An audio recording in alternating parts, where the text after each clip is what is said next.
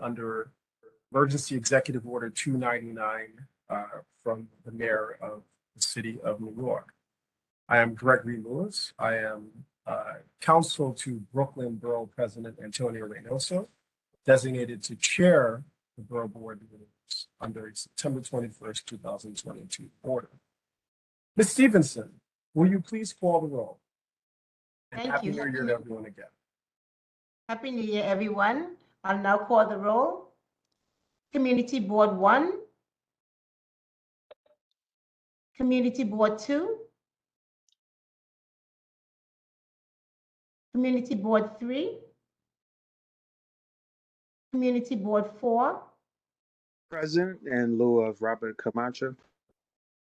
And who said that? It says Joshua Brown, Vice Chair, CB4. Community Board 5. Community Board 6. Present. Community Board 7. Good evening, present. Community Board 8. Community Board 9.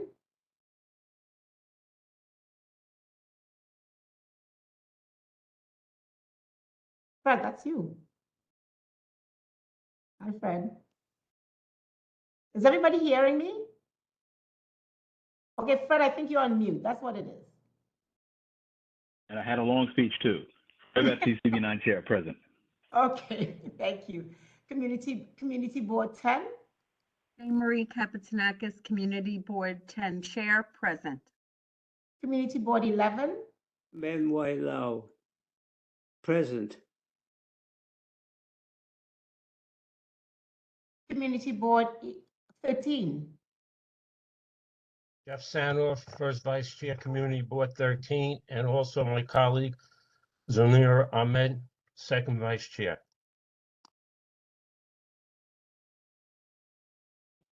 For the voting item, so one person would vote for Community Board 13. Community Board 14. Joanne Brown, Chair, present. Community Board 15. Lisa Scavo, Chair, present. Community Board 16. Janice Morgan, Chair, present. Community Board 17. Community Board 18.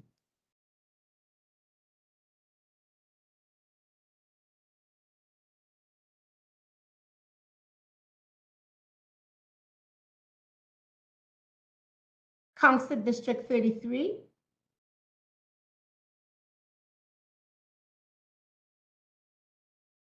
I see you, Anthony.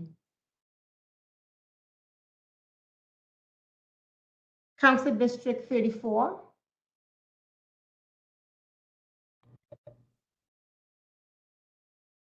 Council District 35. Councilmember Crystal Hudson is present, as well as my Chief of Staff, Casey Addison. Thank you. Thank you, Council Member. Council District 36. Council District 37. Yes, good evening. This is Mohammed Khan on behalf of Councilmember Sandy Nurse. Council District 38. Edward Serna, Chief of Staff for Councilmember Alexa Villas, present. Council District 39. Hi, this is Mr. Lamia, present on behalf of Councilmember Hanif. Council District 40. Council District 41. All right, this is Leon Tolton. I'm here representing Councilmember Darlene Millie. Council District 42. Council District 43. Michael Sheldon present for Councilmember Brannon. Council District 44.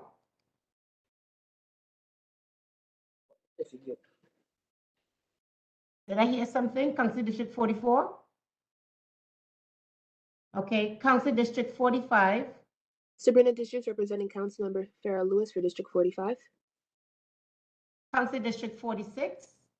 Hi, good afternoon, everyone. Council Member Mercedes Narcisse representing District 46. Welcome. Thank you. Council District 47. Ayana Williams for Councilmember Ari Kagan, District 47. Hey, Anna. Council District 48. Good evening, everybody. Troy Olson representing Councilwoman Ina Vernikoff, District 48. And thank you. That concludes the roll. I'm Roderick Daly, Community Board 17. Okay, you're here. Okay, Mr. Daly. Barry Spitzer, Community Board 12. Good evening. Irsa Weatherspoon from CB8 is present. Thank you. Sam Weinberger with Councilmember Rita Joseph. Okay. I thought I got a different designee yesterday. I was told the Community Board 1. Good evening, Sorry? everybody.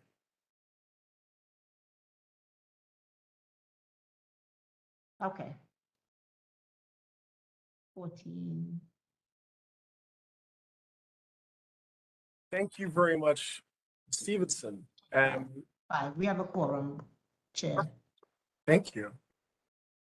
With our quorum, let's first run through some of the logistics. The first being the acceptance of the agenda. A copy of an agenda was circulated to all members of the Borough Board. Did anyone not receive a copy of the agenda circulated?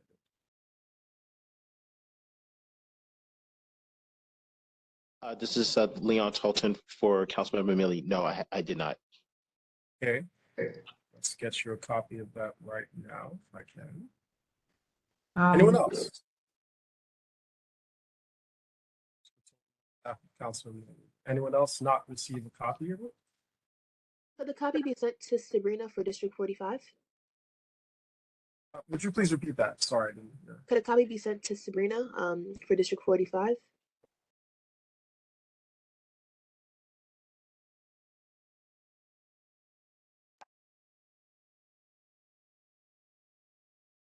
Okay, so let us actually, perhaps it might be more efficient to use the chat feature. Let's see if I can insert it.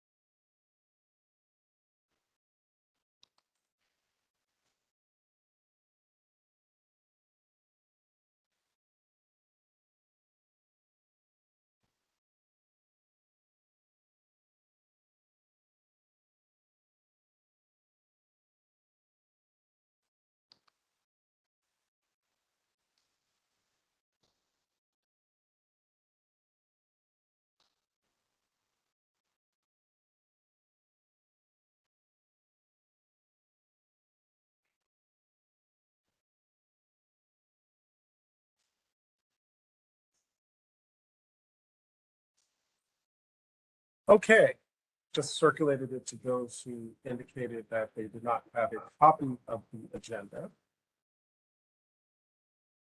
For everyone else, I'm going to give those who requested a copy. We're going to get to that in a minute. Chairperson Baptiste, yes, and and we will get specifically to the heavy recommend.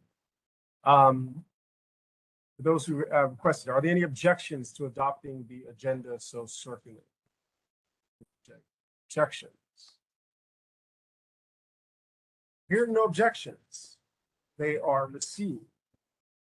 Now to the next agenda item, not noted on the agenda, but correct. It is properly raised by Chairperson Baptiste of Community Board 9 in the notes. So since last meeting, we lacked a quorum.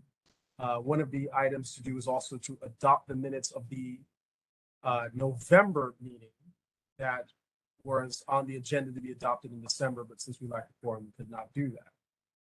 In connection with that, I believe my notes, so it suggested it was Chairperson Brown who might have had some amendments, a proposed set of amendments. So first, let's entertain, we'll have you officially make your motion and see if it's second about a change to the November minutes that were circulated with the December email that I take it everyone has received. No one did not receive that.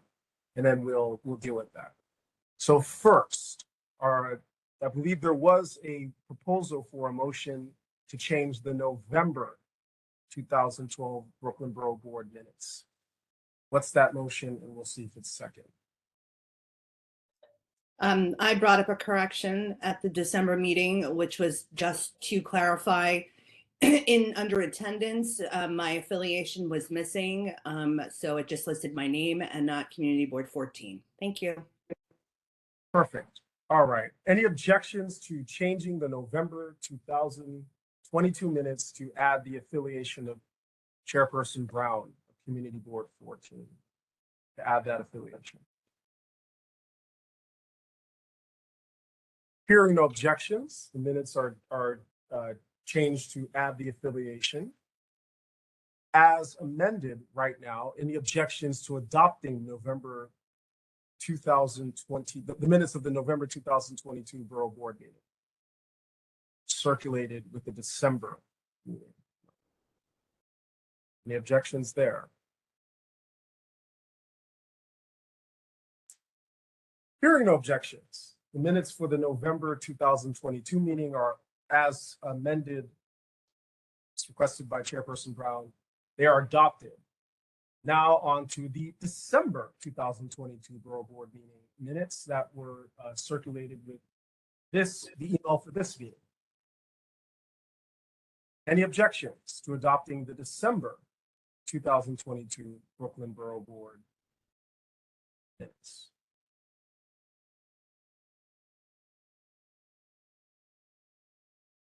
Hearing no objections, the December 2022 Brooklyn Borough Board minutes are deemed adopted. That moves us into our discussion item, continuing on the agenda. And this is for a recommendation item related to a proposed physical improvement, or rather physical improvements proposed for Meadowport Path, Garfield Paths, the Children's Corner Paths, and Esdale Bridge in the historic landmark Prospect Park. For that item, we'll first hear a presentation, and after the presentation, there will be a vote on whether the Borough Board should adopt a recommendation. For the presentation is Svetlana Ragulina present? Yes, present. Okay, Ms. Ragulina, proceed. Okay, I will share my screen. Thank you, everyone. I am Svetlana Ragulina, Senior Landscape Architect. Sorry, give me one sec.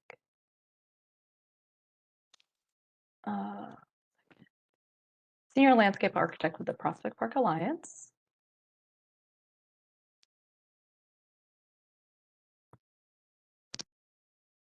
Sorry, one more second.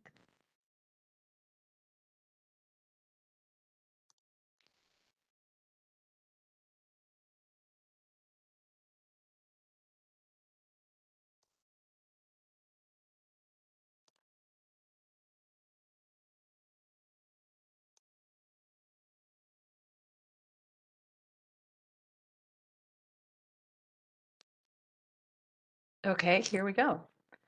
So I'm here to speak to you about 4 different park pathway improvement projects around the park. They are, as just noted, Meadowport Path, Garfield Path, Children's Corner, and Esdale Bridge. These are their locations. They're scattered around the park. The first one is Meadowport Path. It's this path near Grand Army Plaza to the north. Then really close to that is Garfield Path. Then we have an improvement of paving and the bridge, Estdale Bridge, right in the middle of the park, and another pavement restoration project near the carousel and Lefferts House, carousel path improvement. These are very straightforward replace in kind projects. The first one, Meadowport Path, is funded by a New York State grant. It's a $538,000 project. The reconstruction project occurs in the north end of the Long Meadow between the Meadowport Arch and the Endale Arch. The plan proposes in-kind reconstruction of the pathway, replacing the hex block paving with full-depth asphalt, and installing new waste receptacles, bench pads, and settee benches. Near the Meadowport Arch, there will be some erosion control measures installed as well, with new planting and boulders installed, and 3 new trees will be installed to replace existing trees that are in poor condition and have to be removed. So that is the first of 4 paving projects. And this is a very simple rendering, asphalt pavement. The next project, just a little bit south from that path, is what we're calling the Garfield Path paving project. It's actually 2 desire lines that are going to be paved. It's also funded by New York State Assembly Member Robert Carroll. It's a $500,000 project. The project reconstructs the existing dirt path from Garfield Street entrance to the Long Meadow. When we're doing this in order to make them more accessible.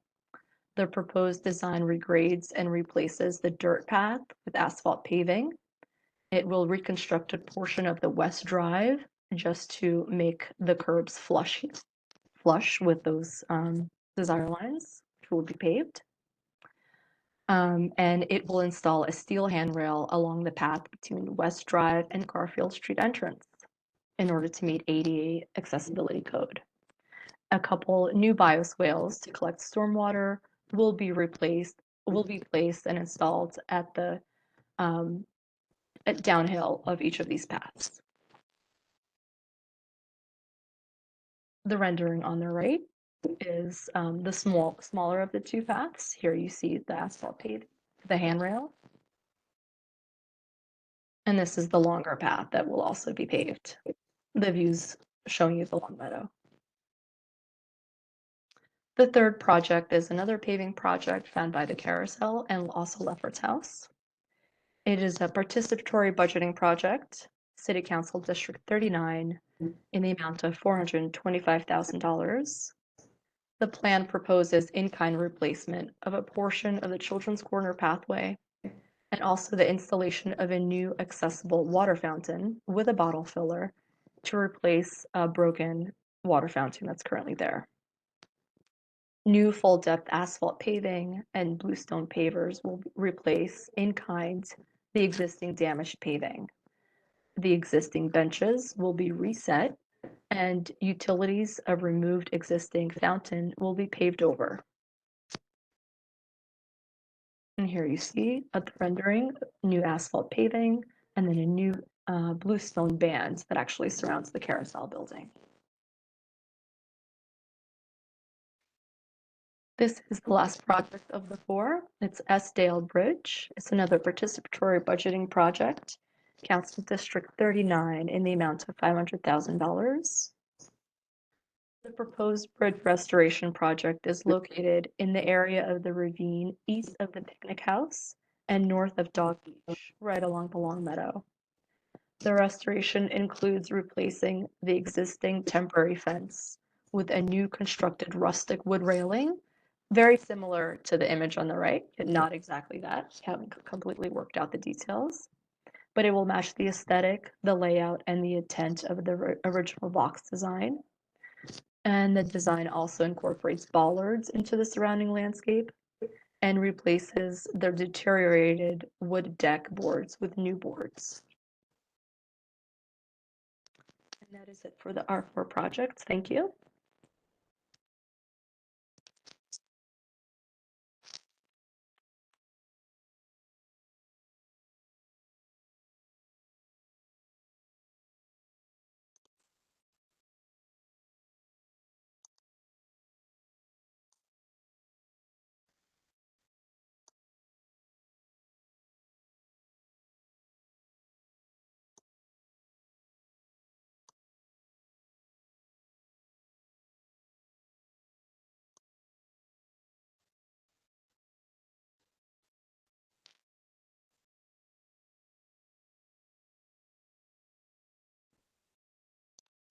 I'm not sure if we lost Greg. Just a couple more minutes.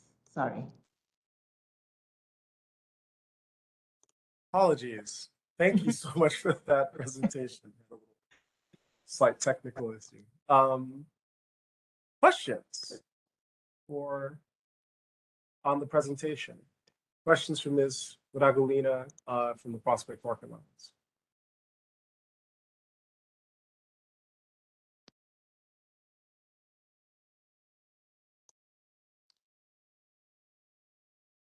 Hi, I do have a question. Could you repeat where the funding was coming from for the Children Corner path, please?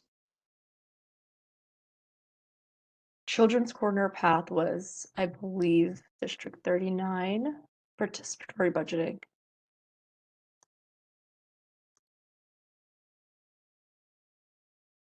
Other questions? I have a Mr. Chair, if I question. may. That Chairperson Baptiste. I see Vice Chair Sanoff. I don't know who. Apologies. I can defer. That's okay. Mr. Sanoff can go first. Vice Chairperson Sanoff. Okay, thank you. I have a question on the wood planks. What kind of wood are you using? And how long, what's the length of the path that you're using the wood? We haven't confirmed the material yet. I think we actually have to do a little bit of pricing of the material. It will be wood. It's not going to be a composite, an RPL or anything like that. And I believe that the length is about 100 feet. And do you know the vendor that you'll be getting this wood from? No. We still have to go out and get the pricing for different materials, and also have to make sure that those materials are acceptable by landmarks preservation. So. Okay, I'm just asking this because, the Coney Island Boardwalk needs a lot of repair, and there's some controversy about putting on the plastic versus concrete versus wood. So I would like to know where you would eventually get the wood from. Thank you. Chairperson Scavo, but I think it's Chairperson Baptiste. Simple question, Esdale Bridge restoration, why are there ballads and you're going to try to incorporate them? Why have them at all? Is there a technical reason? I think that they're going to be the base for the wood framing that's going to be placed on top. The metal ballards. Yeah, they're the bollards that the wood will be put on top. They're kind of like the armature that's going to be supporting the wood. And they're there for safety. We do have some emergency vehicles and maintenance vehicles that use this bridge. So it'll help to hold everything together and Okay, thank you. Chairperson Baptiste. Thank you, Mr. Chair. A couple of very quick questions. Firstly, I think for a couple of the projects you had mentioned they were going to repave using asphalt, and I think you're replacing some of the stuff via stone pavers. In terms of, is there an environmental impact of using asphalt in the park? I mean, since it's coming from petroleum products, I guess. Is there any environmental impact? And I guess the second part of that as well is, what's the expected life cycle with that, and how are these maintained? We do, in terms of environmental impact, I think taking a step back, asphalt is one of the easier materials to patch. I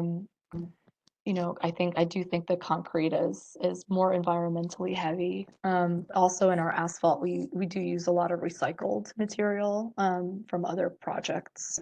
And I'm sorry, what was the second part of your question? The maintenance for it? Right. So what's the I guess, so you're saying that part of the reason why you're using asphalt is because it's easier to maintain. I guess you can patch it easier. The patching is much easier, and we have historically used asphalt throughout the park, starting from the turn of the century. It used to be asphalt hex block pavers, those hexagons that you see everywhere, and their lifespan was pretty long, I would say about 30 years or so. And most of our paths in the park are about that old. You know, they were repaired in the 50s or 60s, and now we're getting to the rest of them, but we're replacing them with asphalt instead of hex block just because it is easier for patching and also a lot less expensive. Okay. And I guess one last question, if I may, Mr. Chair. So are all these projects already, their funding is already completely done, or is there a specific ask from the Borough Board to support you for something else? No, all the funding has already been received. Okay. So if I could just, what's the request for the Borough Board? Why are we approving, or why are you coming in, why are we approving? We bring all of our capitally funded, all of our projects to the Borough Board prior to going to the Public Design Commission and Landmarks for a vote.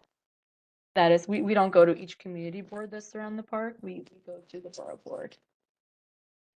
It just so happens that last year I don't think we had any projects to bring to you, so.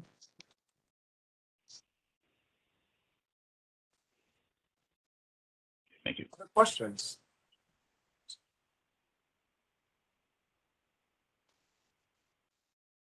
Hi, I have another question. Going back to the Meadow Path, you mentioned that the funding was a New York State grant. Is the grant from like a state agency, or is it similar to like the Garfield Path where it's funded via like a state elected official? You know, it's not an elected official. I am blanking on the state agency, but we could get back to you with that information.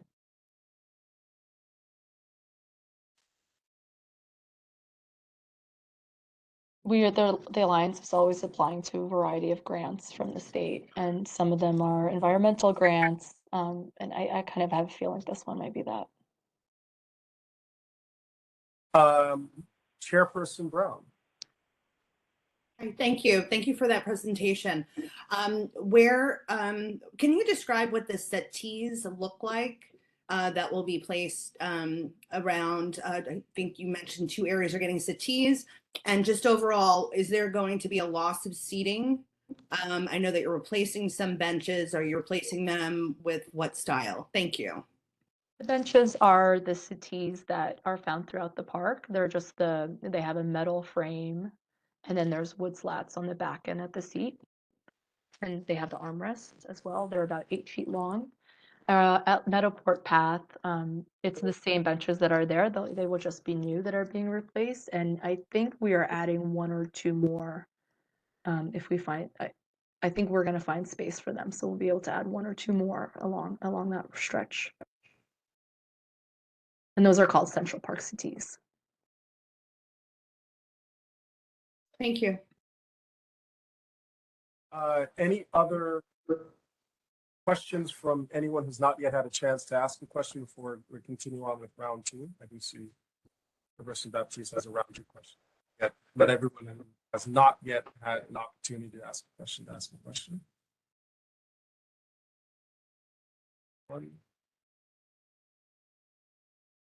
Okay, round 2, Chairperson Baptiste. That's okay. I withdraw. Thank you.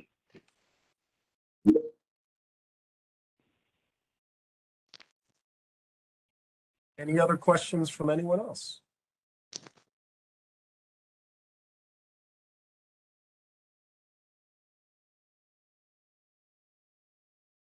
Okay. I have a question. Oh, I apologize. I do It's not. okay. Yes, again. It's okay. That's okay. I just want to confirm what type of wood is on the Esdale Bridge restoration now. Do you know? We don't know yet. We have to get the pricing for a few different options. It will be wood, and it's not going to be RPL or recycled plastic lumber.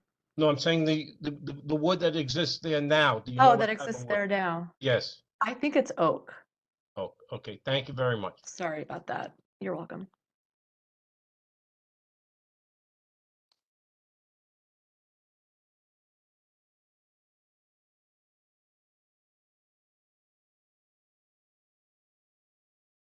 Any other questions?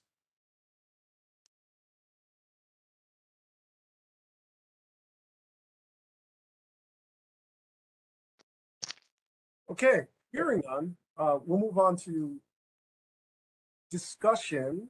But I do want to frame some of what I understand to be going on here, what we at Borough Hall understand to be going on, to engage with Chairperson Baptiste's question.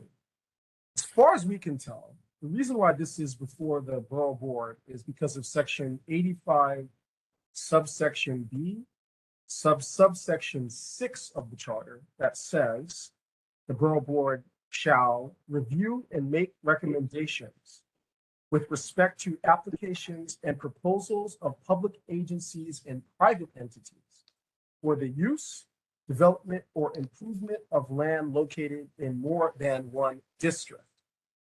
This is such a matter since it deals with community districts 6, 9, and 14, as stated in the agenda. The slight quirk is where that is true, that does not seem to disturb the general rule under subsection A of section 85 of the charter that says, to read the relevant part, the borough president, the council members from the borough, and the chairperson of the community boards in the borough shall be voting members of the borough board.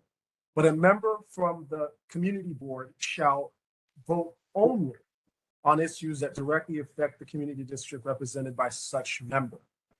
If we're correct that it's before us because of that provision of the charter, and as far as I can tell, that's what's the case is, it means everybody can participate in the discussion, but where there's time to vote on a recommendation, it'll be all the council members, it'll be someone from Borough Hall or me as the chairperson, and it will be the chairpersons of community boards 6, 9, and 14 on the vote.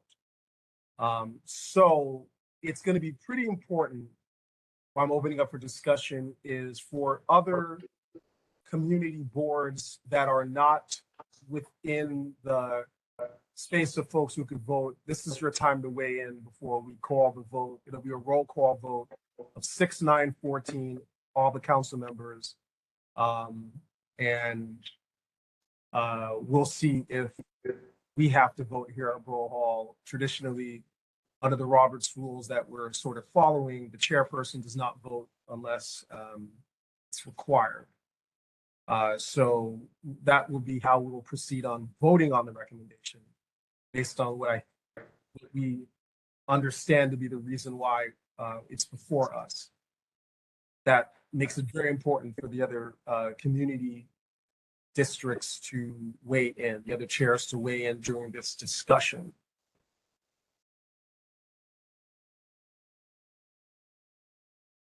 So with that, any discussion?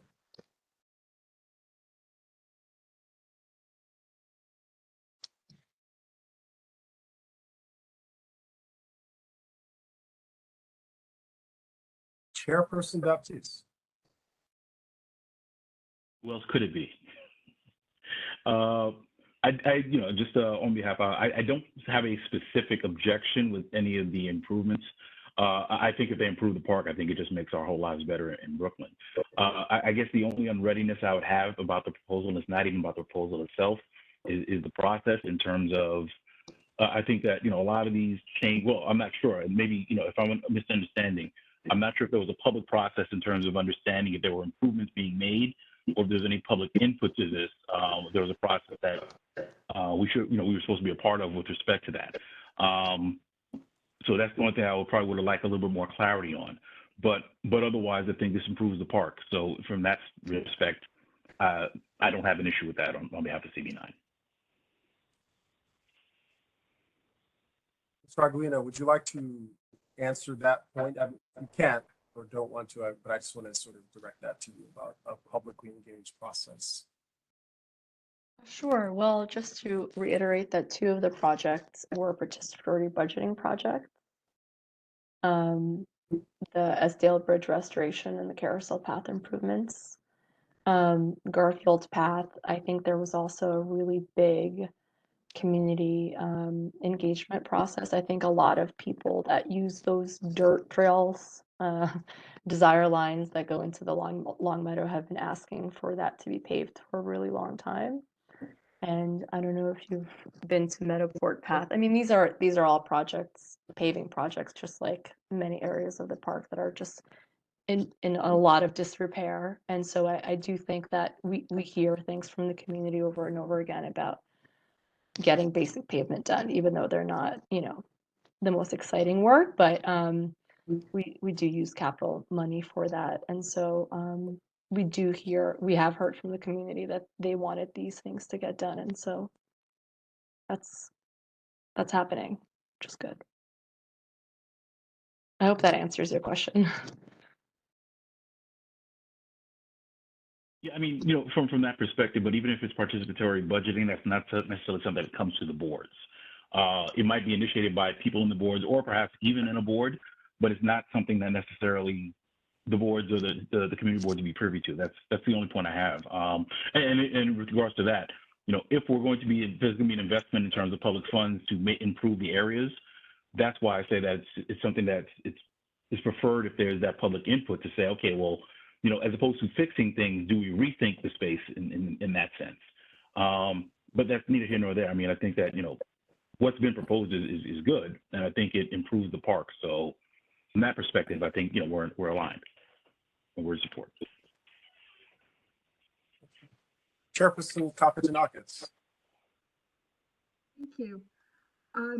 To echo Chair Baptiste's sentiments before, an improvement in Prospect Park is something that benefits all of us Brooklynites and even those from the outer boroughs who may visit.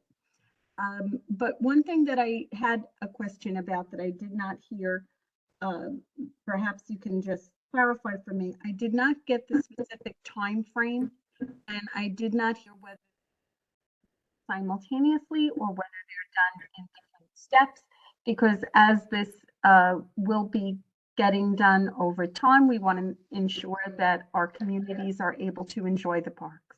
Thank you.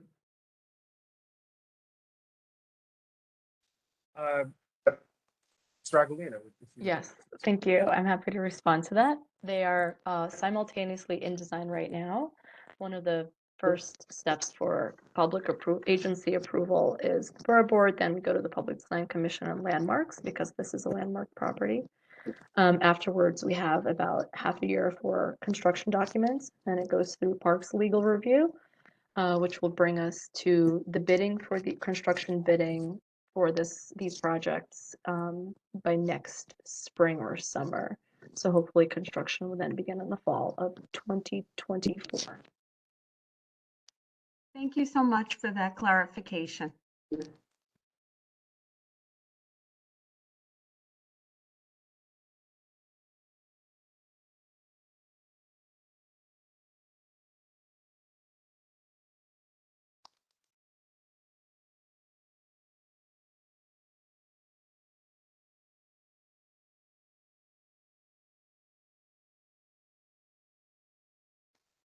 Greg, you're muted.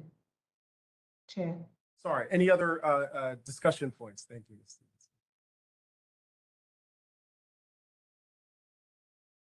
Not hearing any so far. It appears that you're ready for the question. Oh, I do see a hand. I have a question.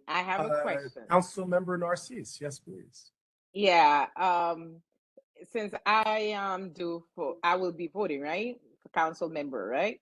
Yes, so now my question is, the one thing I heard you already answered about community engagement, and second is the community of that area support, and third, the council member, how engaged the council member was with the process, with the project. Those are the three things. If I can get the answer, then I can feel a peace to vote, because I am on park committee. So therefore it is imperative for us to have parks all over. Everything is great doing the improvement. I'm all 100% for that, but I just need to know those three things that can be helpful to me before I take a vote.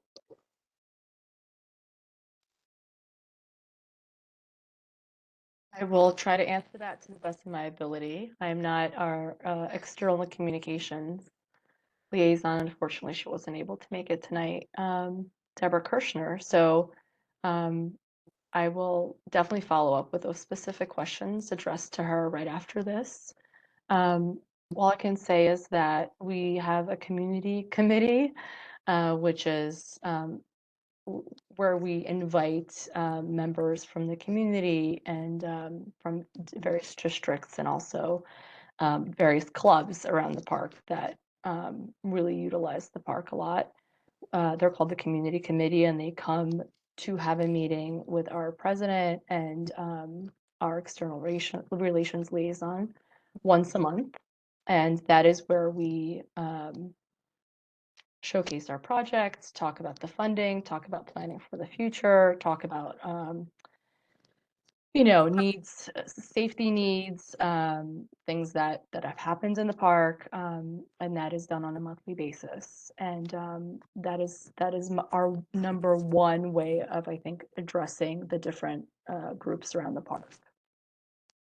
And more specifically, I'm sorry, I'm going to have to get you those answers from Deborah. Thank you for your question.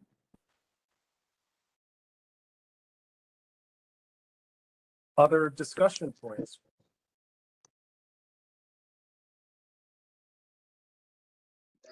My hand is, yes. All right. So I have a question. Going back to Councilmember Narcisse's question a little bit, and I understand that it's related to 3 different community boards. My problem that I'm having right now, that I'm going through as a chair, if I were to go back to my board, to say to Community Board 17, I voted on something without a discussion at the community level, not even at the parks committee level for those districts, as a board member, I would have a problem with it. Why is it that it's only the chair not followed through on the wish of the community board that they represent?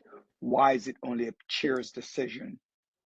With that, and I think if I were a member of that board, and like Councilmember Narcisse says, she's on the Parks Committee at the City Council level to have an informed decision, which she still has to vote. So I'm just wondering about circumventing the process of not addressing the board members and bringing it then to the Borough Board for a decision once that was made. It almost seems to me like we're going backwards.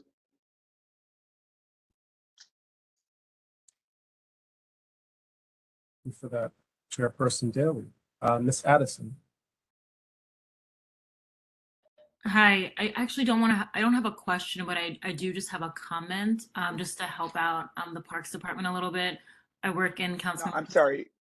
That was although I made it like a statement, it was a question relating to the presenter about circumventing the issue of going to the community boards to speak to them and then coming back to us so that we could have an informed decision. If the general board doesn't know what is happening at this level, how is the community chair making an informed decision on their board?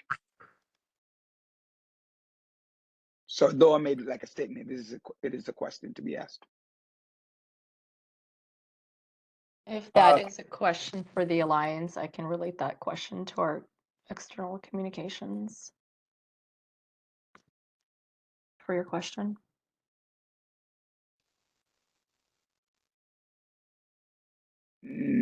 Okay, I mean, I'm gonna have to say yes, right, to that. Not that I want to.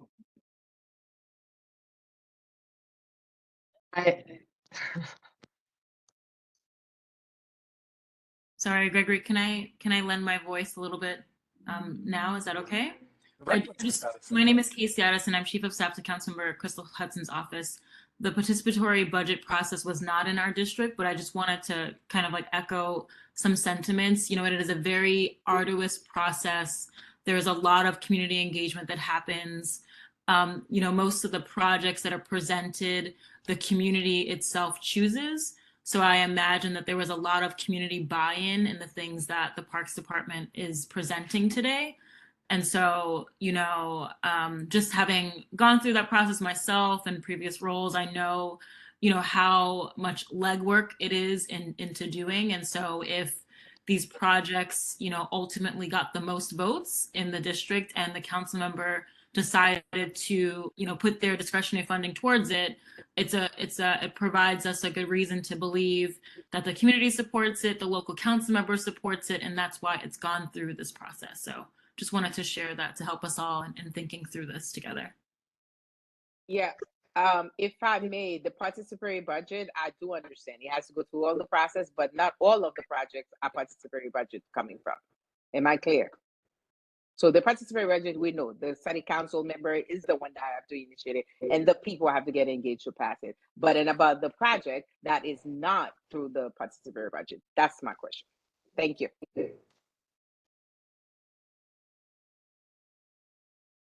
Other discussion points?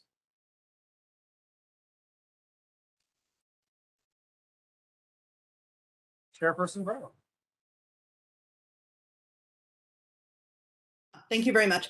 Just to unpack Chair Daly's concerns, yes, there are two items that came from participatory budgeting, and it's clear that they were supported by the community. And then there were the additional two that are being covered by an assembly member and or a New York State grant. However, in terms of process, usually before a project comes to Borough Board, it's been presented to the relevant community boards. So in this case, we can ask if the three community boards that are voting on this matter have seen a dedicated presentation about this project to their committee and reported out to their board. So that's normally how I've seen it function, Chair Daly, that if it is a project that affects your community, you have already seen a presentation and then it's being brought before the Borough Board. Thank you.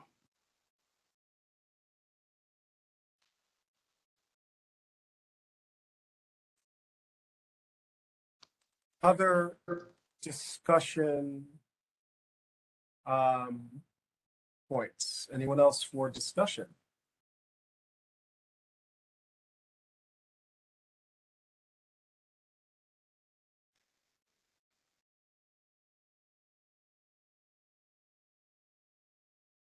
Okay, hearing no further discussion, and based on the type of conversation, I think I want to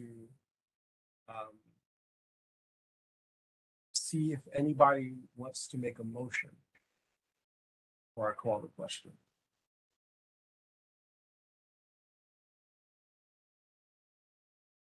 Emotions. Only someone who is eligible to vote can make a motion. Is that correct?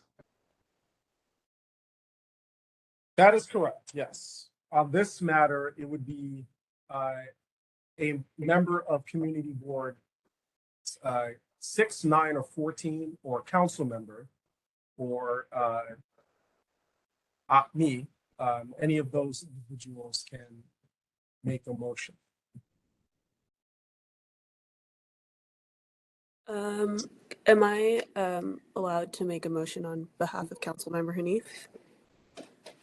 If we have got your designation, you absolutely can. Yes, I believe I'm her designee. And yep, you may make a motion.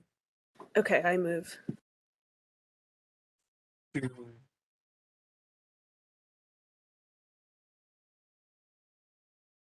Sorry, I did not get the, what are you moving to do? Oh, we're moving to vote on these proposals, correct? I would just ordinarily call the question. I wouldn't give anyone an opportunity, especially based on the nature of the discussions and the points that were raised. All right, give me 1 second. Any other motion? Otherwise, I would call the question and we'd have a vote on whether to adopt the recommendation of approving the physical improvements proposed for Meadowport Path, Garfield Path, the Trojans Corner, Esdale Bridge, and the historic landmark Prospect Park. I would otherwise call it. Point of order, Mr. Chair. Do we even have a motion on the floor? I know we've heard the. We have no motion. The proposal. Okay, that's what I wanted. I'm giving space to anyone to make a motion before I call the question. No, but that's the point of order. Do we even have a question on the floor? Because we have a presentation, but there wasn't a motion to adopt. No. Unless was that recorded? It's because of the agenda, we adopted the agenda, and the agenda says that there's a discussion with a recommendation vote. We ordinarily would go to that unless someone is proposing to do something alternative. Otherwise, I call the question, we vote on the question, and we do the next one. I'm giving space to see if anyone wants to make a motion before I call the question, according to the agenda. Oh, okay. So I'm gonna just rescind that. I thought you were asking for a motion to vote on the recommendation, but I'll let you call the question. Or is anyone else? Any motions? Okay, here are no motions. I'm going to call the question. The question is whether the Borough Board should approve a recommendation in the matter of physical improvements proposed for Meadow Court Path, Garfield Paths, Children Corner Paths, and Eskdale Bridge in the historic landmark Prospect Park. Work includes restoration of paths, new planting, installation of fencing, landscape improvements, new water fountains, and waste receptacles. The proposed work is adjacent to community districts 6, 9, and 14. As I explained at the beginning of this discussion, because this appears to come before the Borough Board under section 85, subsection B, subsection 6 of the New York City Charter, under the general procedure, the chairpersons of community districts 6, 9, and 14, as well as the council members or their designees, and me as the borough president designee as chairperson, will be permitted to vote on whether to approve the recommendation. The reason for limiting it is under the general provision that, as I stated, members from community boards shall only vote on issues that directly affect the community district represented by such member. This is one matter that, unlike other things the Borough Board has voted on, there's not a different procedure. So I'm going to direct Ms. Stevenson to call the roll. When it comes to the community boards, it will be 6, 9, and 14 only, then the full roll of the council members, and then we'll end with me. Ms. Stevenson. Thank you, Chair. Community Board 6. Eric McClure, Chair, votes yes. Community Board 9. CB9 votes yes. Community Board 14. Joanne Brown, Chair, Community Board 14, votes yes. Council District 33. I'm still going to call in case anybody else came on when since I did the original rule. So I'll just call everybody, right? So Council District 34. Council District 35. We vote in favor. Council District 36. We vote in favor. Council District 37. Yes, aye. Council District 38. Aye. Could you say, sorry, if it's not the member, could you just still state your name? Edward Serna, yes, for District 38. Thank you. Council District 39. Museret Lamia, aye. Council District 40. Sam Weinberger for Councilmember Rita Joseph, District 40, yes. Council District 41. Council District 42. Hi, this is Council District 41. Sorry, my mute was stuck. Leon Tolton for Council District 41, yes. Okay. Council District 43. 42, sorry. Sorry. Council District 42. Council District 43. Yes, on behalf of Councilman Brannon. Council District 44. Council District 45. I am ineligible to vote. Thank you. Council District 46. Yes, on behalf of Councilwoman Narcisse. Council District 47.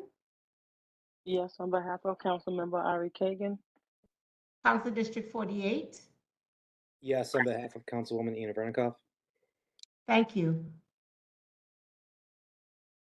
I'm sorry, ma'am. I know that you spoke up, but did you call out Councilmember Farah Lewis?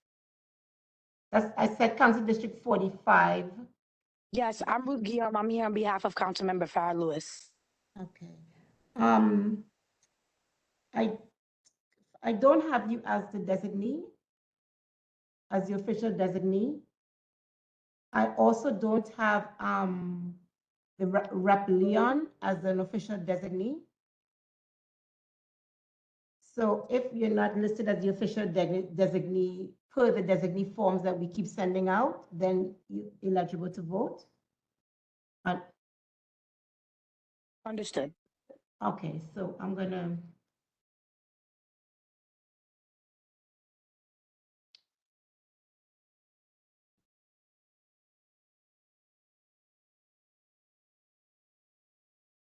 Okay, 11, 18. 18, Chair. The recommendation carries. The motion is approved and it's adopted. The recommendation is adopted. Thank you all, and thank you, Ms. Ragulina of the Prospect Park Alliance. Thank you for your time. Have a good evening. Moving on with our agenda is another discussion item. It is discussion only. And this is review of the resolution of the Borough Board number 2 of 2022, calling on the New York State Legislature to pass and the governor to sign legislation amending the Public Offices Law to conform it with meeting procedures under the corporation laws of the state of New York. This discussion item comes out of a request that was made at a Borough Board meeting in October, I believe, in connection with our discussion of the hybrid meeting procedures. The request was made to the Office of Brooklyn Borough President to draft a resolution calling on the state to allow for there to be remote meetings, continuing to have remote meetings, not requiring them to be hybrid, to help avoid some of the unfairness questions that were raised during the discussion. The unfairness being the perception that under the current law, hybrid procedures, a quorum of a community board must be in person, and the perception is that is unfair to those who have to be in person. We drafted a proposed resolution and circulated it for your review and feedback. So very simply, in terms of this discussion item, we'd like to know, are we on track? Are there things missing? Are there things that you'd like to sort of see? One of the draft circulated includes a comment about perhaps data that would be helpful to have, but just a thing to note. So please let us have a sense of your feedback. Are we on track? Is this what would be helpful? It's looking for other things. So general discussion open up, and we'll start with Chairperson Baptiste with feedback. Thank you very much, Mr. Chair. And I would like to thank the Borough President and the Borough Hall for taking this on and spearheading this. I think this is definitely a step in the right direction because, well, at least speaking for myself, I know that there were just a lot of issues that we've had in our community board, in our district, with the mechanism of, even if we are allowed to do so under a state of emergency, half of the board would have to bite the bullet and come in. And then we had a whole bunch of other issues that came into who would be excused under what circumstances. So I think this kind of really addresses the fact that we need to do better in terms of being able to say, if we're not able to meet in person, we can continue to meet electronically. I think the one question that we may need to delve into a little bit is what the trigger mechanism is with respect to that. Because on the one hand, while I feel that definitely a state of emergency is something that's significant, I also wonder if there's just a certain point where we can make that a part of doing business, particularly as even as we meet and as many of our boards meet. We're in the winter months. If you have flu season, if you have elderly, if you're trying to avoid board members having to travel from locations at late hours of the night, depending on how far board meetings go, I think it might be something for us to think of. What is a trigger mechanism by which a board can do it, because it makes sense, and it really takes the community interest and it really encourages participation. Thank you, Chairperson Baptiste, for that feedback. Just to clarify the at least intention of the resolution circulated, yes, we're calling upon a legislative change. The resolution calls upon for a change to conform Borough Board meeting procedures to those that all corporations, business corporations, religious corporations, nonprofit corporations are allowed. And what that means is, as a matter of course, all these corporations are allowed to conduct all of their affairs by remote video conferencing procedures, regardless of an emergency. It's a sort of a standard procedure. And so in that sense, yes, it would not be limited to an emergency. It would be bringing meeting procedures into the 21st century, or really, for that matter, the 20th century, because video conferencing or the ability to meet having remote participation has been black letter corporate law since the second half of the 20th century. So it would be across the board, aligning the procedures for community boards as public corporations, along with what every other provision of corporate law allows. Chairperson Brown. Thank you very much, and thank you very much to the Borough President and to Councilor Lewis for this very extensive document. My only comment is what I notice throughout this document is that it says the ability to meet, and I just want to make sure that it's strong enough that it's not only the ability to meet, but it is the ability to ratify decisions. We've talked a lot about this at Community Board 14, that we have the ability to meet and reach consensus currently under open meetings law, but to not actually ratify something. So I just want to make sure that this is strong enough, and it is directing the amendment of the open meetings law that we can also ratify decisions. Thank you. Noted. Thank you for the feedback. Other comments, thoughts? Are we on track? We're not on track. Things you might want to see change. Does this reflect what you're looking for? Mr. Chairman. Mr. Chairperson Spitzer, please. District Manager, sorry. I would like to see in the reasoning in the draft to differentiate between community boards and the legislative bodies, because I heard from some legislators that when they changed the open meetings law, they had themselves in mind as well. Their reasoning was that legislators have to show up. So what I would propose is that we put in that there's a difference between community boards and legislative bodies, whereas legislative bodies, people in the public don't typically travel to Albany or to City Hall to participate in the legislative process, whereas community boards are they're designed for public participation, and it's easier for the public to participate via teleconferencing, and it's easier for board members to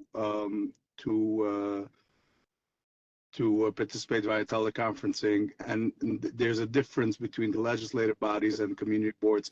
I just want that, maybe that will be something that we need to stress, that there's a major difference between community boards and the actual legislative bodies. Noted. Here, I would raise the comment that was put in the draft. If you have data, this resolution contemplates a cover letter that would sort of set forth the reasoning that would sort of so that is also to come. But if your boards have data showing that there has been more participation in virtual reality than before, that would be very helpful, because yes, that would get to the point that was just made about fulfilling the ultimate goal here, which is to have more local government participation. Other comments, thoughts? So, Sorry, who is that? Daly. Oh, yes, please. All right. So I'm a little bit confused. So I want to make sure that I get this straight, right? Because at my board at 17, I've not been able to achieve quorum. I didn't achieve it last month.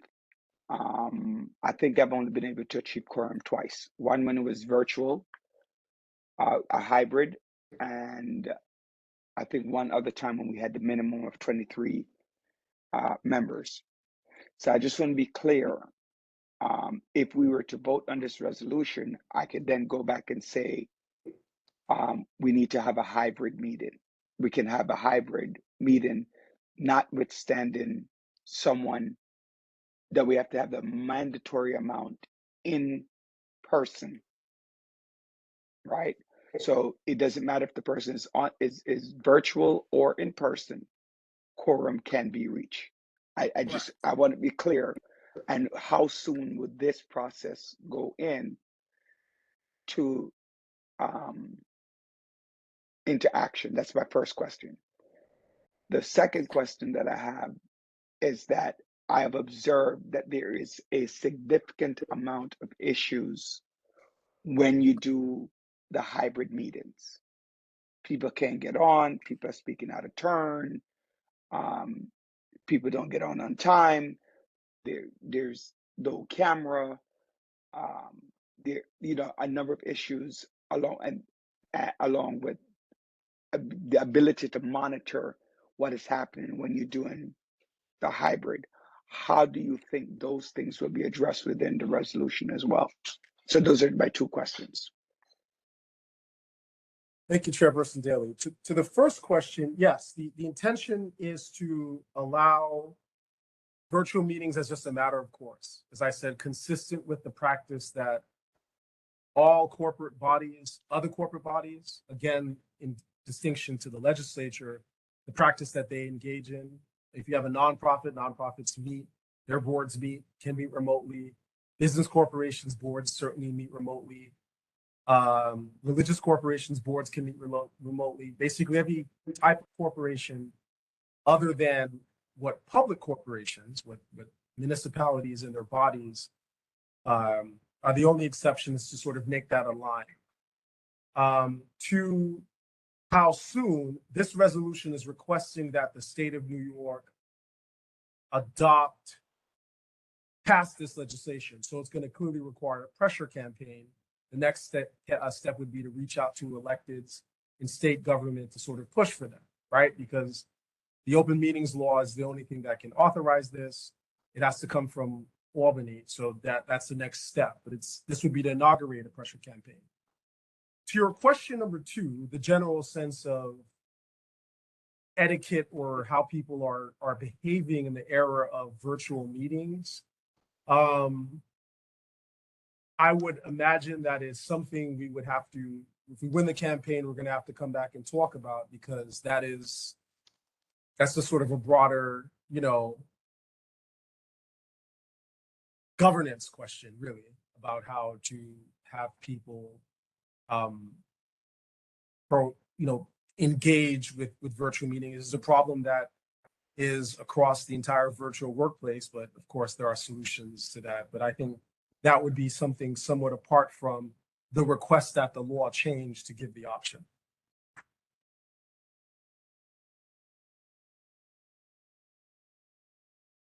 All right, thank you. Other comments? Hi, Gregory Joshua Brown, CB4. Vice Chair Brown, proceed. Hi. Yeah, so in regards to today's vote, is it more ceremonial, given that we have to change the open law to see the actual effect? There's no vote. This is just discussion. What we'll do is we'll take back the notes, send out a second revision, and if it's everybody is happy, and we'll also send out the letter that's contemplated, then it would become a voting item. This is just to have your feedback, and then we'll talk about a vote. And yes, let's perhaps anticipate your question, Vice Chair Brown. If this is voted on and adopted, again, like New York City's government on the whole, you can only ever ask the state to do certain things. You can't require them to. So it's going to require a pressure campaign. But obviously, I believe, a campaign coming out of Brooklyn, the most populous borough, the planet, the center of the universe, would allow for there to be momentum, and then that can sort of push in that regard. Thank you for that clarity. Chairperson McClure. Thank you. We're supportive of the draft as it stands. We've seen significant attendance boosts to holding virtual meetings, both among members and the public. I think, like many of you, we would like to be able to meet in person, but we also don't want to put anyone in danger in doing that. So we are happy to support the draft as it stands. Thank you very much. And this, as we talk about the draft, again, it would be helpful if you have data, send it over to us. I mean, we'd love to load this up with data. That's always more persuasive. Chairperson Scavo. Community Board 15 is fully supportive of the draft. We also have seen a sharp increase in participation from the public. I don't know how we would give you data. Community Board members are appreciative. I have right now 3 board members that are snowbirds, went to Florida, and have actively been participating at meetings because we're allowed to do remote. If we do away with that, I lose those 3 members for at least 2 months out of the year. So we are fully supportive. And come the time, we've already reached out to our state officials asking for help in this area. Thank you. Thank you, Chairperson Scavo. Other comments? And again, this is to make it easier for you to speak comments. As all times, you can email me comments, however you wish, but this is just to bring us all together to have a chance to talk about it, since there was a request, and we're following up on that. Other thoughts? Comments? Yeah, Mr. Chair, I did have one more. Unless if you're doing round 2, I did have another comment. Thank you. Thank you also for noting that, Chairperson Baptiste. So before I recognize Chairperson Baptiste again, anyone who has not yet had an opportunity to weigh in about what might be missing, what can be improved, would like to do so before we have round 2.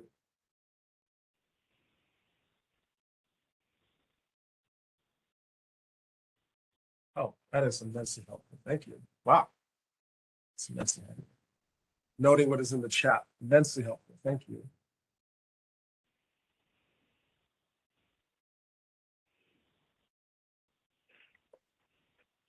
Hearing no, seeming that we're ready for round 2. Chairperson Baptiste.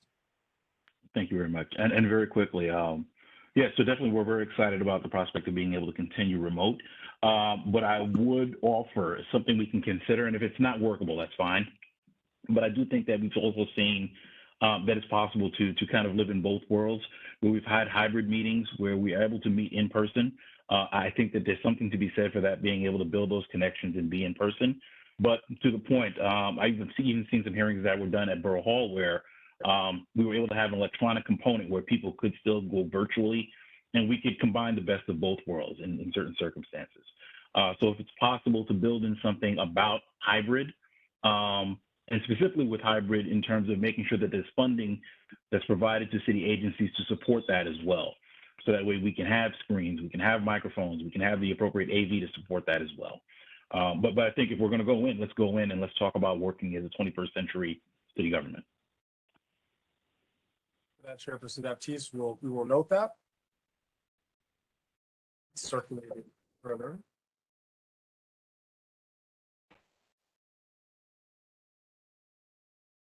Okay, thank you for your comments. I do also want to surface in the chat Chairperson Brown's notion that the funding or the lack of it has been a barrier for hybrids. So we will, of course, note that in the letter. That is an important logistical concern. Please continue to circulate comments, give us your thoughts.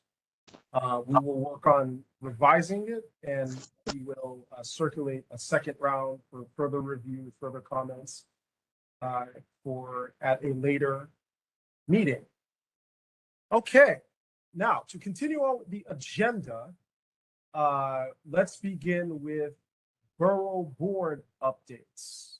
I see that Borough Hall updates are after the Borough Board, but before, as this would be one of the Borough Hall updates most relevant, I did want to take the moment to welcome Chairperson McClure of CV6, the newly elected chair. Welcome and congratulations on having been elected chair.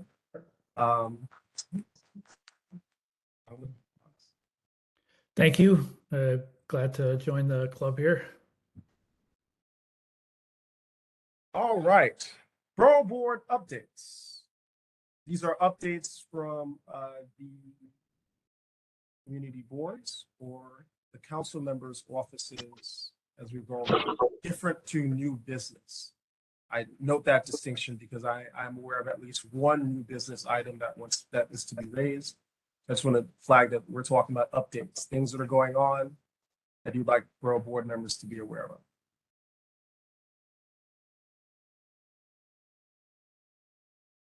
No particular order. Just raise your hand and we'll recognize. Okay. Go ahead. It's Morgan. Okay. Hi, good evening and Happy New Year to each of you. I just wanted to raise a concern, if that's okay.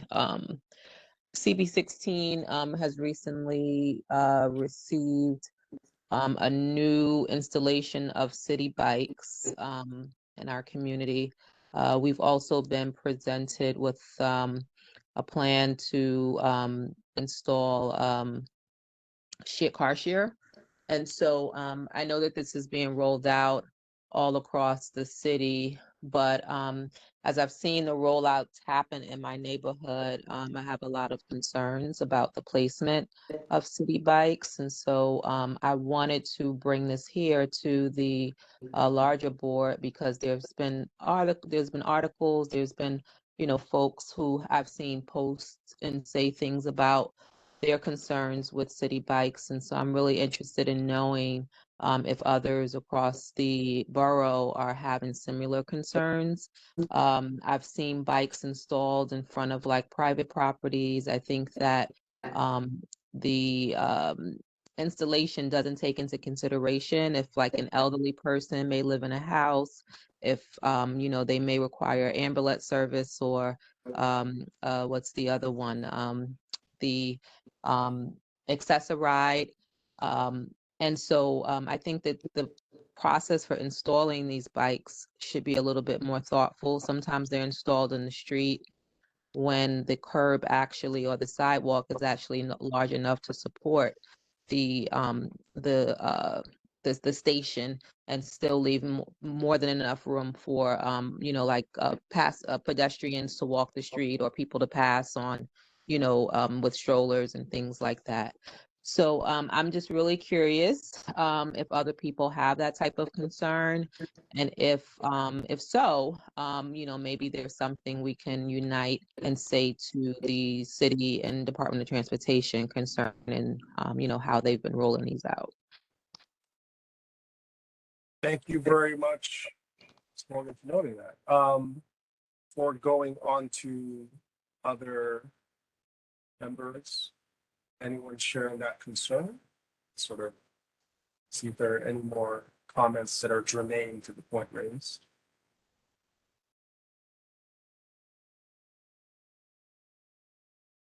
I'll just say that in Community Board 6, we've had City Bike in our district for about 5 years now, and we were one of the pilot neighborhoods for neighborhood loading zones and car share.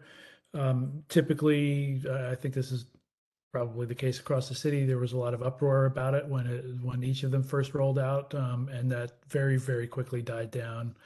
And I think most people are by and large very supportive of the programs across the board. So just that's been our experience at CB6, and I imagine it's a similar experience in a lot of districts.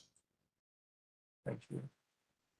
Ms. Witherspoon, I saw you raise your hand. Is this to this topic? Yes, it is. I am in agreement with Ms. Morgan with the same issue. For an example, there's a park in our district, and it's large enough in terms of the entry of the park, the sidewalk of the park, where that would be a spot that would make sense in terms of dropping this rack. Instead, it is in the roadbed. And I think I understand that cars seem to be an issue, but there's no parity. And I think that these racks are just being dropped in places without a thought. I don't know if the individual or entity, whoever makes that decision, is really versed in the areas that they make these decisions in terms of placement. There are blocks that are surrounded. For instance, there's another area where there's a huge construction going on, and the whole block, the whole parking has changed. There's nothing going on that side because that whole block is under construction. So to make matters worse, you have because there are people that need cars, and I'm seeing that there's not a parity with pedestrians, cyclists, and drivers. That's what I'm seeing. And we have so you lose a whole side of parking, and then you drop a bike rack in an area where you're taking up more parking. And I just think it's really inconsiderate in terms of how this is being done. I do not think it's a thoughtful process. And I don't see where it would make sense where you're literally dropping a rack on this block, and then on the very next street you're dropping another set, and these bikes are not being used. It's just sitting there. So I don't know who that should benefit, but it is a problem. So I'm in agreement, and I'm just giving examples of different areas in our district where it just doesn't make any sense. Thank you. Chairperson Busseret, I don't know if you wanted to speak to this, but you also have not had a chance to speak today, so also with prioritizing. Yeah, just it's largely to just ask a question about process. I mean, we had issues about City Bike are very significant in Bed-Stuy, but as part of our process, we're deeply engaged with DOT and City Bike about the expansion. They are proposed 31 new stations in our district and appeared at our committee meeting twice and in front of the full board. And we engaged with the office with letters about recommendations and then concerns related to how to accept as many of the recommendations that we provided. So I'm curious if DOT is not going to other boards and engaging them. The engagement wasn't, fulfilling to the extent that we would like it to be. But it's alarming to me if other boards aren't given the same kind of process, because the questions around how they develop station siting locations were addressed for us during those conversations, and I'm just concerned that other folks aren't getting those conversations had at their board level. Chairperson Baptiste, followed by Chairperson Brown. Are we still on city bikes? Otherwise, if we're still on city bikes, I'll defer. Anyone else like to speak to the city bike point? Yes, my hand is up. Oh, yes, Chairperson Daly, please. All right, so I want to go back to a couple of comments, and I've been in meetings regarding the city bike and the car share. My community district that I represent is probably about 90 to 95% two-fare zone district. And so we have a major issue in where the placement of the bikes are and where they want to, and then continue with the idea even of the bike lanes as well, because of the high amount of people who actually drive within my district. I found that one of the guidelines for car share and city bikes is that it cannot be placed in a way unless I definitely the car share said it, that it has to be placed in a residential neighborhood and take up those parking spaces because it cannot affect the economy of the city, right? So they will not place it in an area where you have to pay for parking. It has to be in a residential area. So I want to find out, one, can these things be reconsidered where you're placing the bikes so that they don't affect parking, which is a major issue in my area, major, right? Because pretty much the whole neighborhood drives. And two, to revisit how the community is being involved in the conversation around the city bikes and the car share. So, I mean, that to me, when you tell me that the car share is, I represent 170,000 people, and the car share is used 24 times a month by 17 different families. To remove parking spaces for 10 families, it doesn't equate to the need to have it. And then secondly, to put a need where people actually need these parking spaces, especially in busy areas. That really just they're drivers. The people are they're drivers of their cars. So I'm just wondering what can be done when we revisit those conversations.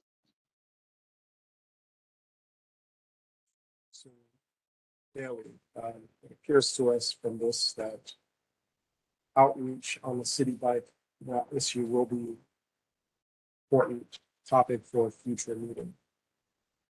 Any other comments, thoughts, questions, points to raise about the city bike issue before we turn to updates?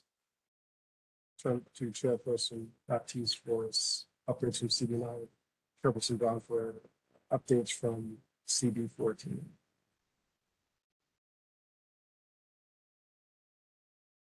Hearing nothing else, Chairperson Baptiste. Thank you very much, Mr. Chair. Just very, very quickly, in terms of concerns that we've had at CD9, that I think we might be a larger interest to the Borough Board.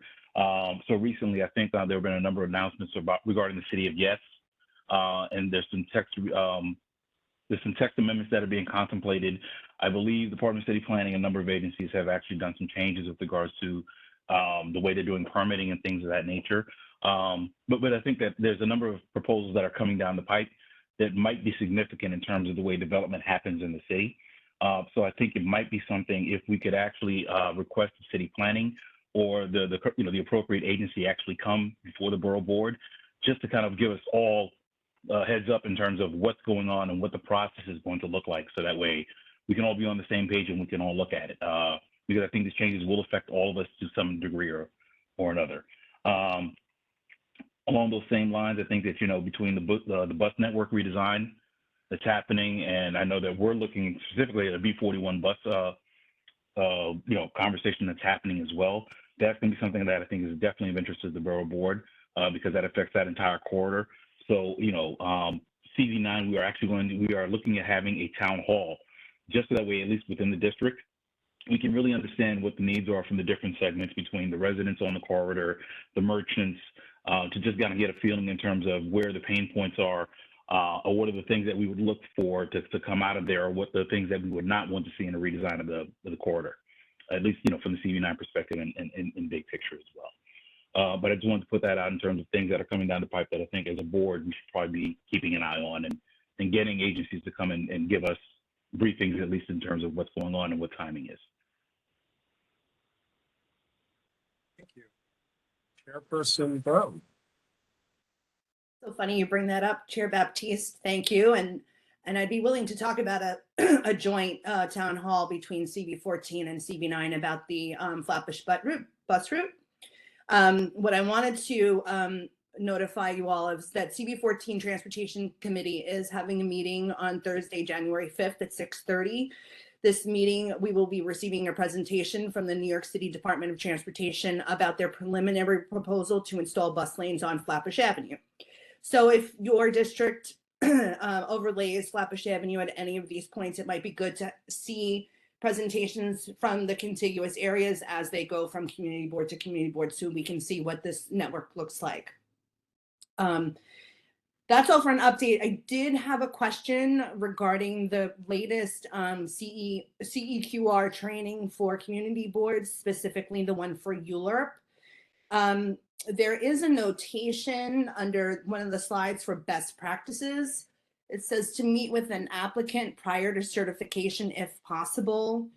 It says chance for community boards to provide preliminary feedback and request modifications early on. Traditionally we've seen this as not really being transparent to the public. We specifically just ask the applicant to come and we hold a public hearing so we can get all of the data together, as opposed to using the community board as the first line of critique of the applicant's project. So I just wanted a little clarification on that. Of course, offline I can send an email and perhaps you can redirect it to your land use department to, give us a little bit more guidance. Thank you very much. Certainly, we will do so. And I think that they will explain to you some of the rules about that. By rules, I mean the rules that the Department of City Planning uses that are meant to be black box, but which provide an opportunity. We certainly will move that offline and that conversation can happen there. Other updates? I guess I'll just unmute myself. This is Sabrina DeJuice representing Councilmember Farrah Lewis of District 45. I only have one update. It's the time where discretionary funding applications open up this Thursday, January 5th. Submit deadline is February 21st or 23rd. I do apologize if I have the dates mixed up. But in regards to that, the Brooklyn delegation, in partnership with the not-for-profit Help Desk, will be hosting our first discretionary funding workshop January 10th. So more details to be provided in the chat. Thank you very much, Ms. Jesus. I believe Chairperson Daly, did you raise your hand again? Yes, I just put update for community update. Yes, please. So last month's meeting, we met with the DDC for the Shirley Chisholm Recreation Center that's going to be built at the Nostrum Playground. So we met with them and the project is on the way and it's scheduled to begin. It's scheduled to begin, I believe, the summer of 2023. We'll follow up if there anything, any other date that they have. They do propose to come back to our committee to talk about what they look like. That meeting was held on, I believe, December 21st. And if anybody, I know the community board 14 was there, and I apologize for not recognizing you. I was told after, and then we got really busy. And so just to follow up if there are any questions needed, because it will be affecting both community board 14 and community board 18, 9, 14, and all those placed strategically, geographically, not strategically, in community board 17. So if there are any questions, please do reach out to us to ask questions or things that you like to see at the Charlotte Chisholm Recreation Center. Thank you. Other updates? I have one, Anthony Buse with DB3. In response to the draft bus network proposal, we actually are crafting a resolution opposing to some of the cuts in services that are proposed in the plan, and we'll likely voting that on our meeting, which is next Tuesday, in advance of the presentation that MTA will be providing to boards beginning later this month. Thank you. Any other updates?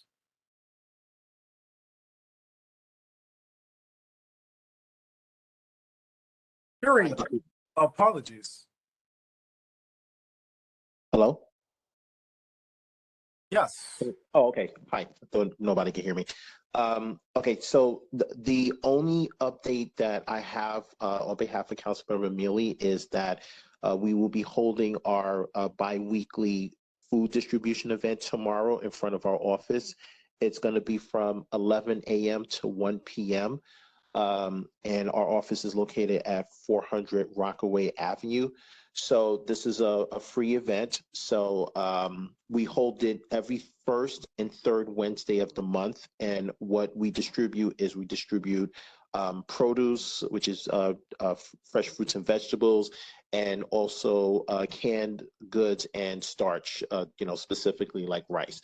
So again, this is every first Wednesday and every third Wednesday of the month. The next one is going to be coming up tomorrow, and it's going to be from 11 a.m. to 1 p.m. Thank you. Very much, Mr. Tolkien. Any other updates? Okay, thank you for the updates. To proceed with Borough Halls, there are 5 that should nonetheless be dealt with briefly. The first is, as a reminder, this Thursday, January 5th at 6 p.m., the Borough President will host a special meeting on rules and regulations on community boards. This is a meeting for district managers and chairpersons. We'll be sending out reminding notices on this tomorrow morning for the meeting. The second update, January 10th at 10 a.m. is the monthly district service cabinet meeting for the district managers. Third, at 6:30 p.m. on the same day, January 10th, the Borough President, Brooklyn Borough President Reynoso will be having an in-person State of the Borough address for 2023. This State of the Borough address will take place at New York City College of Technology, 275 J Street. Our fourth update is that on January 12th, the Borough President will host a public hearing on the proposed Flatbush Avenue Business Improvement District expansion. That will be done, there will be a ULURP hearing on it at 6 p.m. Finally, the community board application season, our time of receiving applications for appointments, reappointments to the community board, will close on February 14th. We thank you all for helping to get this information throughout your district. There being no unfinished business, no further unfinished business, primarily the adoption of the minutes for November 2022 have been the only unfinished business. We now have new business. And for one new business item, I will recognize Chairperson Brown, Community Board 14, to raise the issue. Thank you very much, Chair Lewis. My new business is in regards to the June 15th, 2022 advisory memo from Borough Hall titled Procedures for Specified Personnel Action. And it was issued by General Counsel Lewis to community boards. Now, before I continue, Chair Lewis, is this a matter that will be covered in the special meeting on Thursday? Because I certainly don't want to duplicate efforts. Yes, certainly in part. I do think that in your email to us, you raised a concern that I would, of course, invite you to articulate. I think when I say in part, Thursday's meeting, the discussion of rules and regulations will address the substance of what you raise. It will also address the broader relationship question that you've changed, but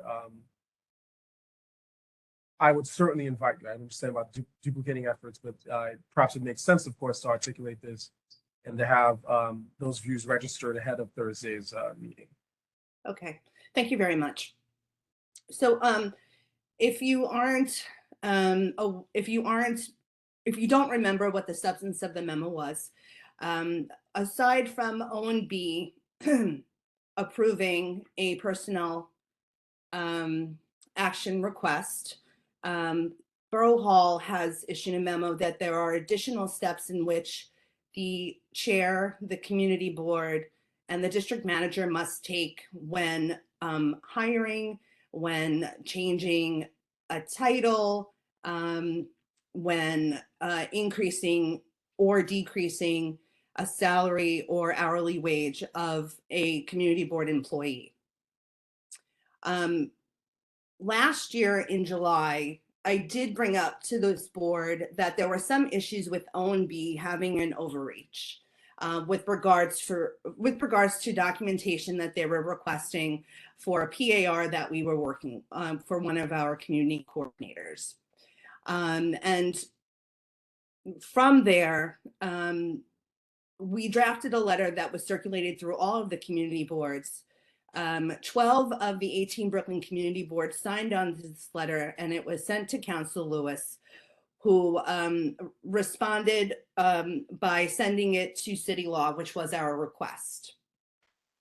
In General Counsel's acknowledgement, he said that community boards are independent agencies, and he followed up with the City Law Department on July 18th via email, and again on July 20th via email. In the spirit of his letter, he seemed to advocate for due autonomy regarding budget and personnel actions, including OMB, sorry. So based on the memo that was sent to us last July, outlining how the community board had to vote on a personnel action, even though it might be in our individual bylaws to allow the district manager the latitude to approve staff changes, increases in pay, decreases in pay, increases in hours. It was still required of us to bring it before the community board for a vote, that I needed to generate a letter, and that all of these pieces of documentation be sent to OMB. We recently sent a PAR to OMB without these items, and it was approved. And when we submitted it to Borough Hall, it came back to us with the request for all these items from the memo.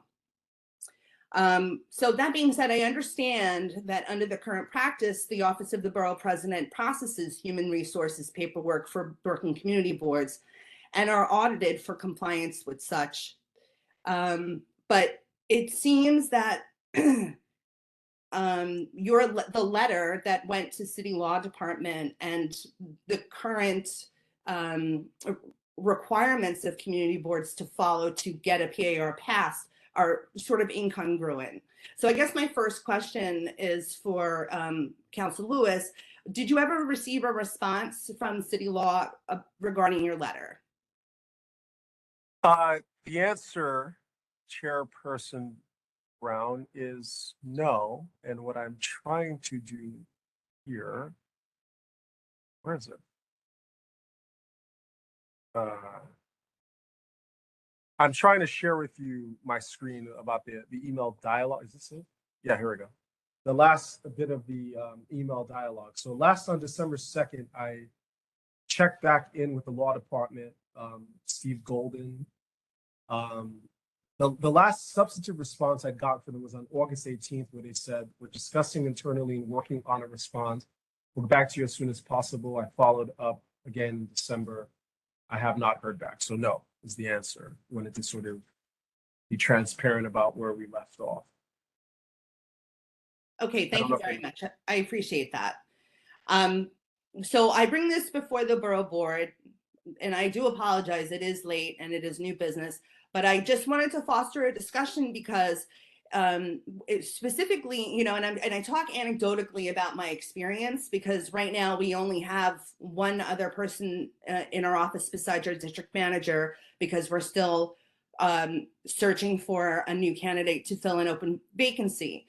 And in order to make the office work, we've, issued this PAR for our other staff member, and it was approved by OMB. But now the process has been significantly delayed for us to have an efficient office by all of these other requirements from Borough Hall, and it doesn't seem to comport with the city charter because we are independent agencies, and I just wanted to bring this, before you for discussion, and if anyone else is, has insight or questions at this point, we're still waiting for a response from City Law.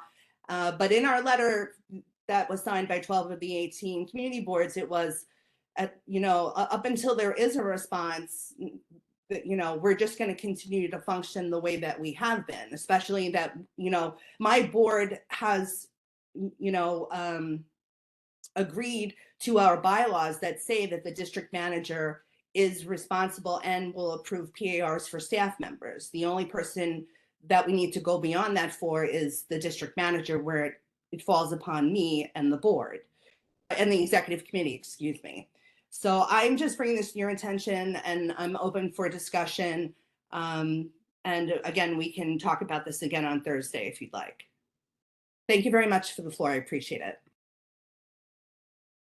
Yes, the Thursday conversation will address that. There is the sort of preview it. There's substantial agreement, exactly the view that you articulated. I think Thursday is to ensure that that regime of community board autonomy reigns. As to the specific issue you've raised, that should not have happened, but I think we'll sort of clear up on our end. But yes, Thursday's conversation was front and center about community board independence and some of the concrete pieces of that to sort of reflect that and make sure that that's in the practice. That will absolutely be the topic, and you will find there to be a great deal of agreement. And what we're proposing is in the spirit of advancing that ourselves here at Borough Hall to sort of get to that region. But I won't, since there's a meeting dedicated on Thursday, I'll sort of leave it at that, and the details will be discussed on Thursday. Thank you very much. Any thoughts on that point raised, or any other new business?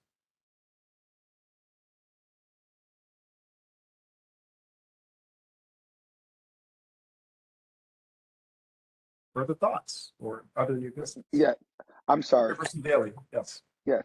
So I want to go back. I thank you for bringing that up, Chair Brown. I did have a question because we were in an issue that Borough Hall's, when it comes to employment, because we were significantly understaffed, right? The district manager was pretty much doing everything for about a 7-month period, right? We found out that there's only one. We wanted to hire a temp, and we were told that there's only one agency that which people with disability, specifically people with disability, were able to, who are part of this agency, were the ones that we had to hire. Like there was no leeway, and we actually went the 4 months because we had two qualified candidates. One wasn't good, and the other one, though qualified, had too many issues that she turned down the position. So we ended up not having anybody. Is there anything that Borough Hall or the city, or that I need to do to reach out to change protocols on how someone can be hired? Like, it was extremely difficult. Well, not extremely, it was beyond difficult because we had nobody until one of our members came back, our staff came back.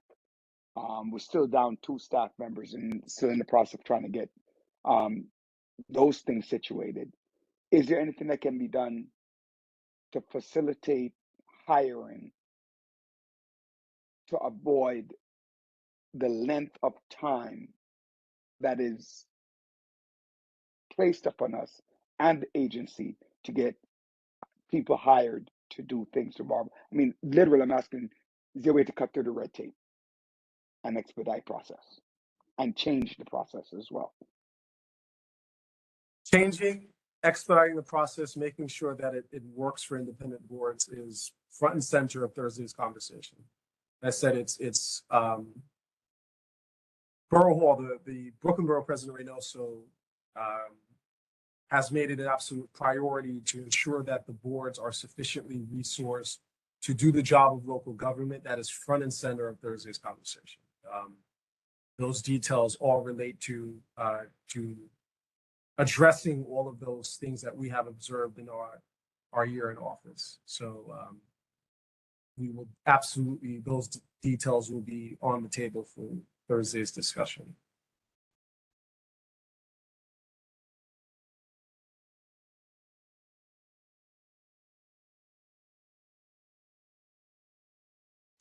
Any other thoughts or new business?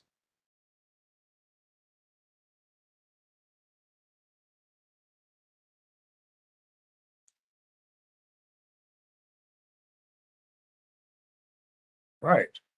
Hearing no new business,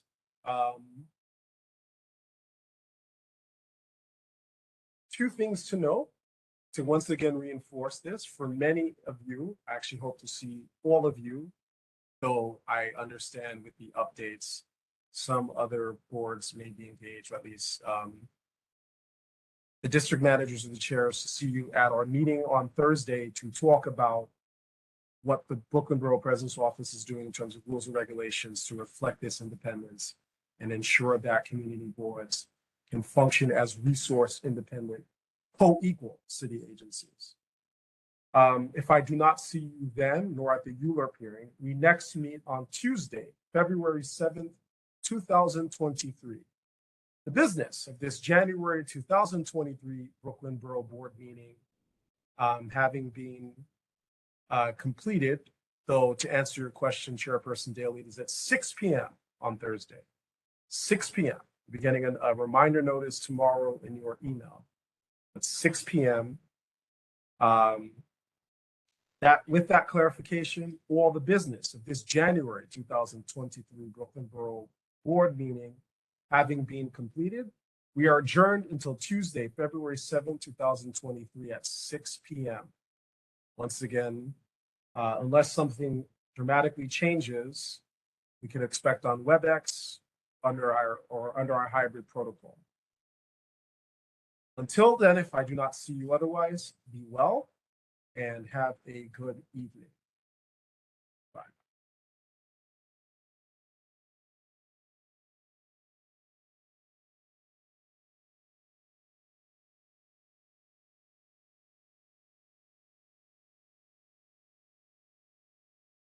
I was waiting to object to the motion to adjourn. It's untimely, Mr. Baptiste. Once again. Okay, I'll get it Thursday. Bye, everyone.